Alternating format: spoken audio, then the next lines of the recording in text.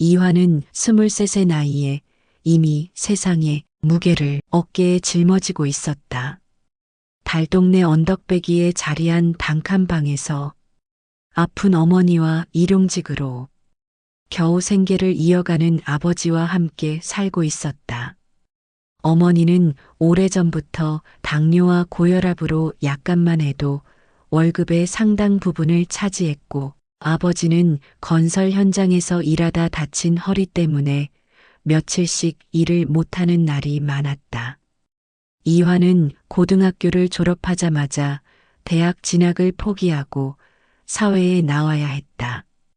처음에는 편의점, 카페, 식당 등에서 아르바이트를 전전했지만 불규칙한 수입으로는 가족의 생계를 책임질 수 없었다.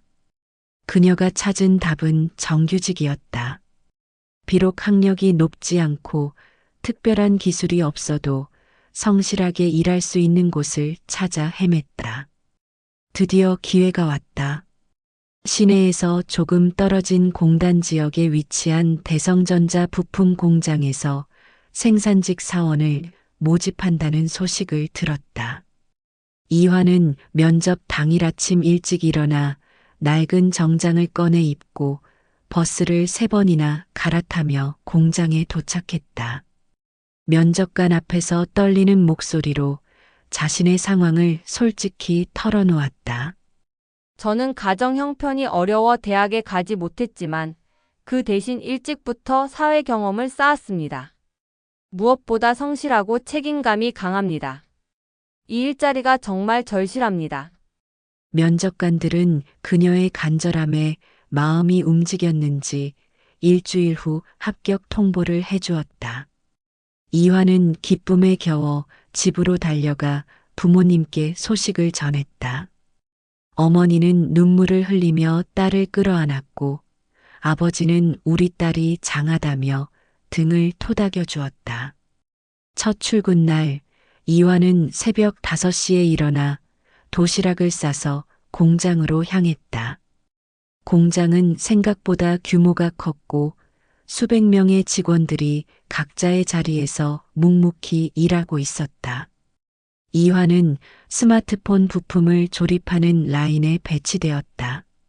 작은 부품들을 정확한 위치에 끼우고 나사를 조이는 단순한 작업이었지만 집중력과 정확성이 요구되는 일이었다. 처음 며칠은 손이 익숙하지 않아 실수도 많이 했지만 이화는 포기하지 않았다. 집에 돌아와서도 인터넷으로 관련 기술을 공부하고 선배들에게 조언을 구하며 실력을 늘려갔다. 한 달이 지나자 이화의 작업 속도와 정확도는 눈에 띄게 향상되었고, 품질 관리팀에서도 그녀의 제품에 대해 좋은 평가를 내렸다. 첫 월급날 통장에 찍힌 230만 원을 보며 이화는 가슴이 벅차올랐다. 비로소 가족의 경제적 부담을 덜어줄 수 있게 된 것이다. 하지만 직장 생활이 순탄하기만 한 것은 아니었다. 같은 라인에서 일하는 선배 직원들 중 일부는 새로운 이화를 곱지 않은 시선으로 바라봤다. 특히 김 과장이라고 불리는 40대 중반의 남성은 이화에게 유독 까다롭게 굴었다. 첫 주부터 그의 괴롭힘은 시작되었다. 야, 신입. 이게 뭐야? 김 과장이 이화의 작업대 앞으로 성큼 다가와 완성품을 집어들었다. 이 나사가 0.5도 돌았어. 이런 걸로 어떻게 출고하겠다는 거야? 이화는 당황하며 자세히 보려고 했지만 김 과장은 제품을 휙 던져버렸다. 다시 해. 다른 사람들은 모른 척 외면했다. 점심시간에는 더욱 노골적이었다. 요즘 신입들은 버릇이 없어. 대학도 안 나온 주제에 어디서 기세등등하게 굴어? 이화가 지나가면 일부러 큰 소리로 말했다. 아, 집이 가난해서 대학 못 갔구나. 그럼 더 겸손해야지. 이화는 얼굴이 빨갛게 달아올랐지만 참았다. 더 심한 일은 화장실에서 벌어졌다. 이화가 화장실에서 나오려는데 김 과장의 측근인 박 대리가 문을 막고 서 있었다. 야, 너 요즘 너무 잘난 척하는 거 아니야? 저는 그냥 열심히 일하는 것 뿐인데요. 이화가 조심스럽게 대답했다. 열심히? 웃기지 마. 너 같은 애가 여기서 오래 버틸 줄 알아? 박 대리는 이화의 어깨를 밀쳤다. 김 과장님한테 찍힌 놈들이 어떻게 되는지 곧 알게 될 거야. 이화는 무서웠지만 꿋꿋이 버텼다. 저는 잘못한 게 없어요. 잘못? 네가 여기 있는 것 자체가 잘못이야. 작업 중에도 괴롭힘은 계속되었다. 김 과장은 일부러 이화의 도구를 숨기거나 작업 지시서를 늦게 전달하는 식으로 방해했다. 이화 씨 도구가 없네. 어디 뒀을까? 신입은 정리정돈도 안 되나? 하지만 가장 악랄한 것은 따로 있었다. 이화가 화장실이나 잠깐 자리를 비운 사이 김 과장과 그의 부하들은 이화가 조립한 제품을 몰래 손상시켰다. 나사를 일부러 풀거나 부품을 살짝 비틀어 놓는 것이었다. 어머, 또 불량품이네. 이화 씨, 이래서야 어떻게 정규직 전환을 기대해?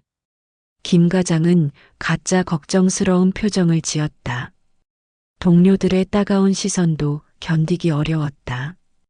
야, 저기 불량품 제조기 온다. 쟤 때문에 우리 라인 평가 떨어진다더라. 이화는 점심도 혼자 먹어야 했다. 식당에서 자리를 찾으면 사람들이 일부러 피하거나 수군거렸다. 가난한 집 애들은 역시 기술도 딸려. 대학도 못 간 게 티나네. 이화는 목이 메었지만 울 수도 없었다. 울면 더 약해 보일 것 같았다. 결정적인 사건은 한 달 후에 일어났다. 부장이 이화를 사무실로 불렀다. 이화 씨 앉으세요. 부장의 표정이 심각했다. 요즘 당신 작업에 문제가 많아요. 불량률이 30%를 넘어섰어요. 이런 식으로 하면 수습기간 중에 해고될 수도 있어요. 이화는 억울해서 목소리가 떨렸다. 부장님, 저는 정말 열심히 하고 있어요. 분명히 제대로 했는데. 변명하지 마세요. 숫자가 말해주잖아요. 마지막 기회를 드릴 테니 정신 차리세요. 사무실을 나오며 이화는 눈물이 터질 것 같았다. 복도에서 기다리고 있던 김 과장이 비웃는 듯한 미소를 지었다. 어때? 내 말이 맞지? 여기는 내가 버틸 곳이 아니야. 이화는 주먹을 꽉 쥐었지만 어떻게 해야 할지 몰랐다.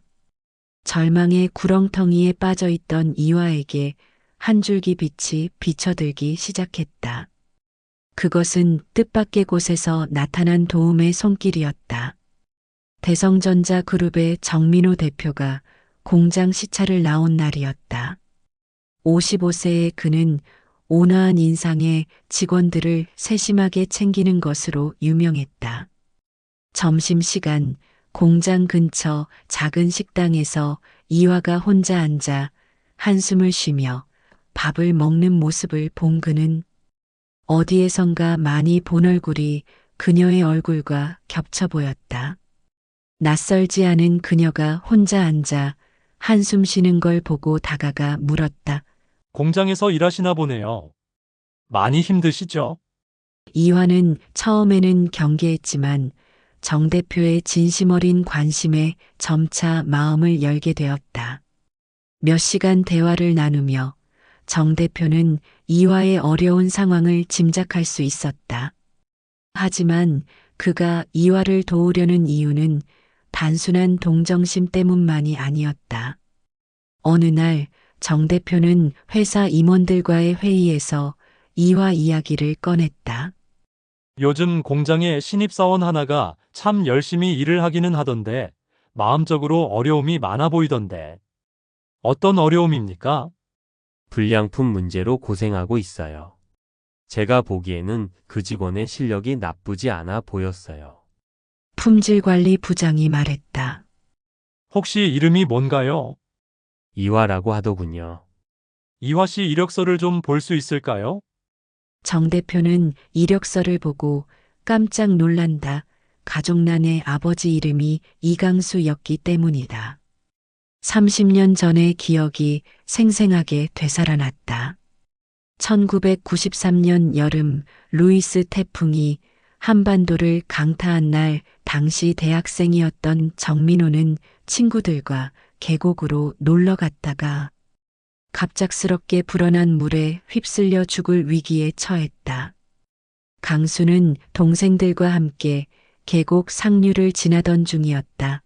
그때였다. 하류에서 들려오는 비명 소리를 듣고 달려왔다. 야, 저기 사람이 빠졌어. 형 위험해. 물살이 너무 세. 동생들이 말렸지만 강수는 주저하지 않았다. 사람이 죽어가는데 가만히 있을 수 없어. 그는 밧줄 하나를 허리에 묶고 경류 속으로 쉬지 않고 헤엄쳤다. 잡아. 내 손 잡아. 물살에 휩쓸려 가던 민호에게 손을 뻗은 강수. 하지만 그 순간 더 큰 물결이 두 사람을 덮쳤다. 안 돼. 강수는 자신의 몸을 방패막이로 삼아 민호를 보호했다.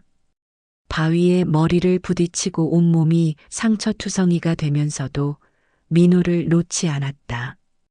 기적적으로 두 사람은 구조되었지만 강수는 며칠간 의식불명 상태였다. 민호는 병원에서 강수를 지키며 눈물을 흘렸다. 형, 제발 깨어나세요. 저 때문에. 깨어난 강수가 첫마디로 한 말은 그 학생은 괜찮나? 였다. 민호는 감동했다. 형, 저는 정민호라고 해요. 형이 아니었으면 저는 지금 이 세상 사람이 아니었을 거예요. 감사합니다. 당연한 일 했을 뿐이야. 그런데 너 꿈이 뭐야? 제 꿈은 사업가예요. 회사를 만들어 아주 크게 키울 거예요. 강수는 미소 지었다. 좋은 꿈이네. 꼭 그 꿈 이루길 바란다. 그리고 나중에 일이 성공하면 어려운 사람들을 많이 도와줘. 그게 진짜 성공한 사람이야. 그 후 민호는 사업의 성공에 대성전자 그룹의 대표가 되었지만 강수와는 연락이 끊어져 버렸다. 수십 년간 그를 찾으려 노력했지만 쉽지 않았다. 그런데 이제 그의 딸을 만난 것이었다. 다음 날 정 대표는 직접 이화의 작업 현장을 찾아갔다. 이화의 기술을 자세히 관찰한 그는 확신했다. 이 아이의 실력으로는 불량품이 나올 리 없다는 것을. 그는 은밀히 조사를 시작했고 김 과장 일당의 음모를 발견했다. 이 못 쓸 사람들 같으니 이 어린 사람에게 어떻게 이럴 수 있지? 그냥 두면 안 되겠네. 정 대표의 분노는 하늘을 찔렀다. 한편 같은 시기에 정 대표의 아들 정현우도 회사에 새로 입사했다. 해외 유학을 마치고 돌아온 28세의 그는 아버지와 많이 닮아 따뜻하고 부드러운 성격을 가지고 있다. 아들, 너도 공장 현장을 좀 둘러보렴. 특히 생산 라인 신입사원 이화라는 직원을 눈여겨봐라. 왜요? 그냥 좋은 인재인 것 같아서. 현우가 이화를 처음 본 순간 묘한 감정이 들었다. 어려운 환경에서도 포기하지 않고 묵묵히 일하는 그녀의 모습에서 진정성을 느꼈다. 며칠 후 현우는 이화에게 다가가 말을 걸었다. 힘드시죠? 신입사원 생활이. 아, 안녕하세요. 저는 괜찮아요. 이화는 정중하게 대답했지만 현우는 그녀의 눈에서 깊은 슬픔을 읽을 수 있었다. 현우는 그런 이화가 안쓰러워 자꾸만 보게 된다. 그러다 이화의 순수함과 강인함에 점점 마음을 빼앗겼다. 눈을 감으면 자꾸만 그녀의 모습이 천장을 맴돌았다. 어느 날 현우는 용기 내어 말을 했다. 이화 씨, 저와 함께 저녁 드실래요? 무슨 일로 그러시죠? 이화 씨가 좋아졌어요. 싫지 않으시다면 밥 한번 먹고 싶습니다. 당신과 저는 어울리지 않아요. 저는 책임져야 할 가족이 있어요. 그럴 여유가 제겐 없어요. 저 말고 좋은 사람 만나세요. 이화 씨 집이 그런 건 상관없어요. 제가 이화 씨라는 사람 자체에 관심이 있는 거예요. 이화는 현우의 진심에 조금씩 마음을 열어갔다. 그러던 어느 날 저녁, 이화는 집에서 부모님께 회사 이야기를 했다. 아버지 회사 대표님이 정말 좋은 분이세요. 저를 많이 신경 써 주셔서 회사 생활이 조금은 수월해졌어요. 사장님이 잘해주시는구나. 사장 이름이 뭐니? 정민호 대표님이에요. 뭐라고? 정민호? 네, 왜 그러세요? 그 사람 나이가 어떻게 되지? 50대 중반 정도로 보여요. 강수는 떨리는 목소리로 물었다. 회사가 대성전자? 맞아요, 아버지. 정민호. 내가 아는 사람과 이름이 똑같은데 아버지 그분을 아세요? 내가 구해준 사람 이름도 정민호라는 이름을 쓰고 있어. 강수는 30년 전 태풍이 몰아치던 그날의 이야기를 딸에게 들려주었다. 목숨을 걸고 물에 빠진 청년을 구해준 이야기를. 그런데 그 민호라는 이름을 가진 사람이 이제 큰 회사 대표가 되어서 우리 딸을 돌봐주고 있다니. 이런 우연도 있구나. 다음 날, 이강수는 식당에서 점심을 먹고 있을 때였다. 익숙한 목소리가 들렸다. 강수 형, 30년 만에 보는 정 대표가 서 있었다. 형. 정말 형이에요? 그래, 민호야. 오랜만이다. 두 사람은 서로를 끌어안으며 눈물을 흘렸다. 수십 년 동안 형을 찾았어요. 전에 살던 곳에 갔었는데 이사 가고 없더라고요. 나도 궁금했어. 내가 어떻게 사는지. 그런데 이화에게서 회사 사장님 이름이 정민호라고 듣는 순간 혹시 내가 아닐까 생각해봤다. 형 덕분에 여기까지 올 수 있었어요. 그런데 이제 제가 형의 은혜를 갚을 차례네요. 하하. 은혜는 무슨. 우리 딸이 신세를 지고 있는데. 신세가 아니에요. 이화는 정말 특별한 아이예요. 그리고 정 대표는 잠시 망설이다 말했다. 우리 아들이 이화를 좋아하는 것 같아요. 강수는 깜짝 놀랐다. 정말? 네, 현우 녀석이 처음으로 진심으로 좋아하는 사람이 생긴 것 같아요. 형, 혹시 물론이지. 우리 딸이 그런 좋은 인연을 만난다면. 두 아버지는 마주보며 미소를 지었다. 그날 저녁 네 사람이 모여 식사를 했다. 이화와 현우는 서로의 아버지들 사이에 놀라운 인연을 듣고 감동받았다. 그럼 이 모든 만남이 운명이었던 거야.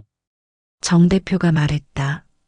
30년 전 강수 형이 제 목숨을 구해주셨고, 이제는 제가 형의 딸을 지켜드릴 차례입니다. 그리고 30년 그는 현우와 이화를 바라보며 말했다. 30년 두 젊은이가 서로를 좋아한다면 이보다 더 좋은 인연이 또 있을까요? 강수는 정 대표의 손을 꽉 잡았다. 민호야, 정말 고마워. 30년 만에 다시 만나 이런 기적 같은 일이. 형, 이제 우리 진짜 가족이 되는 건가요? 하하하하.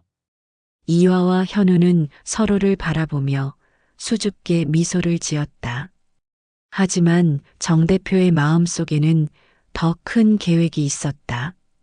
이화에게 누명을 씌운 자들을 반드시 응징하고 이런 부조리한 관행을 근본적으로 개선해야 했다. 6개월이 흐른 후 대성전자에 큰 변화가 일어났다. 정민호 대표가 오랫동안 준비해온 감사가 실시된 것이다. 이는 이화의 사건을 계기로 공장 전체의 부조리한 관행들을 조사한 결과였다.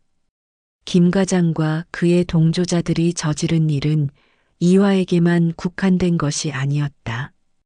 그들은 수년간 신입사원들을 괴롭히고 모함하며 자신들의 기득권을 유지해왔다. 더 나아가 회사의 부품을 빼돌리거나 허위 작업 시간을 기록하는 등의 부정행위도 일삼아왔다. 정 대표는 모든 증거를 차근차근 수집했고 마침내 본사에 종합 보고서를 제출했다. 감사 결과는 충격적이었다.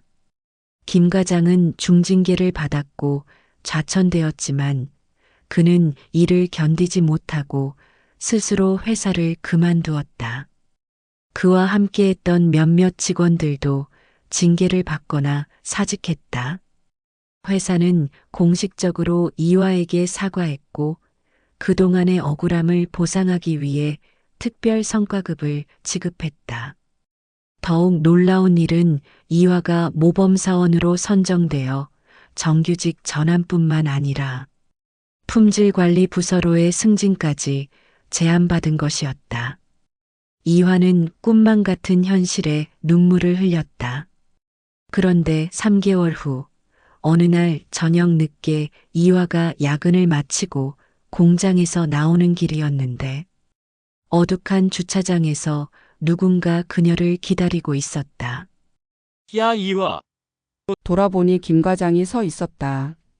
술에 취한 듯 비틀거리며 다가오는 그의 모습이 섬뜩했다. 김 과장님? 왜 여기에? 이화가 뒷걸음질 쳤다. 왜냐고? 야, 너 때문에 내가 어떻게 됐는지 알아? 김 과장의 목소리가 거칠어졌다. 다 너 때문이야. 너만 없었으면 나는 지금도 편하게 일하고 있을 텐데. 저는 잘못한 게 없어요. 잘못이 없다고. 신입 주제에 나서서 온갖 난리를 피워놓고. 김 과장이 이화에게 다가가려는 순간 뭐 하는 거야? 하는 소리와 함께 현우가 나타났다. 그는 이화의 야근이 걱정되어 마중을 나온 것이었다. 당신 누구야? 이화한테 뭘 하려고? 현우 씨, 이화가 안도의 숨을 쉬었다. 김 과장은 현우를 보더니 더욱 격분했다. 아, 재벌집 도련님이구나. 너희들끼리 짜고 나를 망친 거지. 뭔 소리를 하는 거야? 당신이 잘못해서 징계받은 거잖아. 잘못? 내가 뭘 잘못했어? 신입을 좀 가르쳐 준 것뿐인데. 현우가 이화 앞에 서며 막았다. 가르쳐 줬다고? 남의 작업을 고의로 망치고 괴롭힌 게 가르친 거야? 닥쳐. 재벌집 도련님이 뭘 알아? 김 과장이 주먹을 휘둘렀지만 현우가 재빨리 막았다. 정신 차려요. 이미 끝난 일이잖아요. 끝났다고. 아직 안 끝났어. 김 과장이 이화를 향해 달려들었다. 현우가 김 과장을 붙잡아 넘어뜨렸다. 그만해요. 이화 씨는 당신한테 잘못한 게 없어요. 당신 스스로가 저지른 일로 당한 거예요. 아야. 넘어진 김 과장이 몸부림쳤다. 그때 경비원들이 달려왔다. 무슨 일이세요? 이 사람이 저희 직원을 위협했어요. 경찰에 신고해 주세요. 김 과장은 경찰에 연행되면서도 소리쳤다. 이화야. 이게 끝이 아니야. 두고 봐. 이화는 현우의 품에서 떨고 있었다. 괜찮아요. 이제 다 끝났어요. 현우 씨, 정말 고마워요. 만약 당신이 안 왔다면 생각하지 마요. 제가 지켜드릴게요. 그 사건을 계기로 현우는 결심했다. 며칠 후 그는 이화를 바닷가로 데려갔다. 석양이 지는 아름다운 풍경 속에서 현우가 무릎을 꿇었다. 이화 씨, 현우 씨, 저와 결혼해 주세요. 이제는 당신을 혼자 두고 싶지 않아요. 평생 제가 지켜드리고 싶어요. 현우가 반지를 꺼냈다. 이화는 눈물을 흘리며 고개를 끄덕였다. 네, 좋아요. 저도 현우 씨와 함께하고 싶어요. 정말요? 정말 제 아내가 되어 주실 거예요? 네, 현우 씨. 사랑해요. 두 사람은 바다를 배경으로 포옹했다. 결혼식은 두 집안의 큰 축제가 되었다. 정민호 대표와 이강수는 서로의 가족이 된 것을 진심으로 기뻐했다. 강수 형, 이제 정말 가족이 됐네요. 민호야, 30년 전에는 꿈도 못 꿨던 일이야. 우리 딸이 이렇게 좋은 인연을 만나다니. 결혼식장은 감동의 눈물바다가 되었다. 결혼 후 1년 이화는 임신 소식을 알렸다. 두 집안은 기쁨에 겨워 손주를 기다렸다. 쌍둥이 아들을 낳은 이화를 보며 할아버지들은 행복해했다. 이제야 진짜 완전한 가족이 됐네. 아이들이 강수 형 닮아서 의젓하고 또 현우 닮아서 똑똑하겠어. 그로부터 3년 후 이화가 공원을 산책하던 중이었다. 벤치에 초라한 모습의 남자가 앉아 있었다. 자세히 보니 김 과장이었다. 그는 말이 아닌 행색으로 변해 있었다. 옷은 남루하고 얼굴은 초췌했다. 이화가 다가가자 김 과장이 고개를 들었다. 이화 씨, 김 과장님, 미안해. 정말 미안해. 김 과장이 고개를 숙였다. 그때 내가 정말 미쳤었어. 당신한테 그런 짓을 하고. 잘못을 알았다면 괜찮아요. 다 지난 일이에요. 아니야. 괜찮을 리 없어. 나는 정말 나쁜 사람이었어. 죄 없는 당신을 괴롭히고 김 과장의 눈에 눈물이 고였다. 그 뒤로 모든 게 잘못됐어. 일자리도 구하지 못하고 가족들도 떠나고 그제야 깨달았어. 내가 얼마나 잘못 살아왔는지. 지금이라도 깨닫게 되어 다행이에요.